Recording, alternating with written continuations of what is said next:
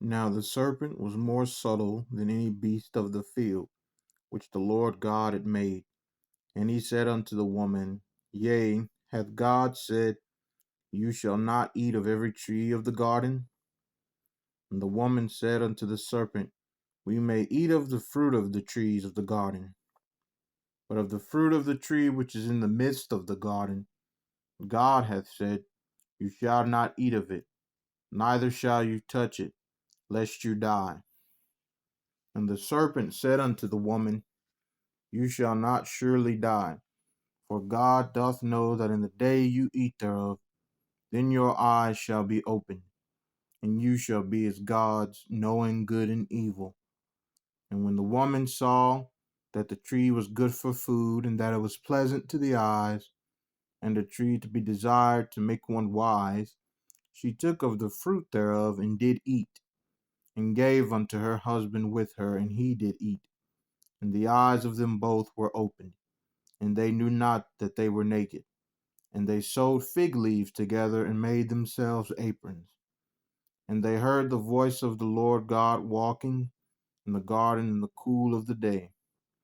And Adam and his wife hid themselves from the presence of the Lord God amongst the trees of the garden. And the Lord God called unto Adam and said unto him, Where are you? And he said, I heard your voice in the garden, and I was afraid because I was naked, and I hid myself. And he said, Who told you that you were naked? Have you eaten of the tree whereof I commanded you that you should not eat? And the man said, The woman whom you gave to be with me, she gave me of the tree, and I did eat. And the Lord God said unto the woman, What is this that you have done? And the woman said, The serpent beguiled me, and I did eat.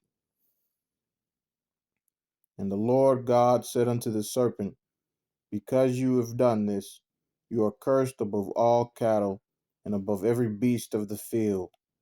Upon your belly shall you go, and dust shall you eat all the days of your life. And I will put enmity between the woman and between your seed and her seed, and it shall bruise your head, and you shall bruise his heel. So the fact that the serpent's heel shall be bruised by the woman, it implies that the serpent has feet. So I think it's not the normal snake that we think of, but rather some sort of lizard, or maybe a Komodo dragon or a salamander. I think it's a salamander, personally, because salamanders eat bugs, and they're small, and they're small enough to be sly and slick and cunning and clever and get into tight spaces. I believe that the serpent in this chapter is actually some sort of lizard or Komodo dragon or salamander. Really, I think it's the salamander, because it says that the woman would bruise the serpent's heel, and regular snakes don't have feet.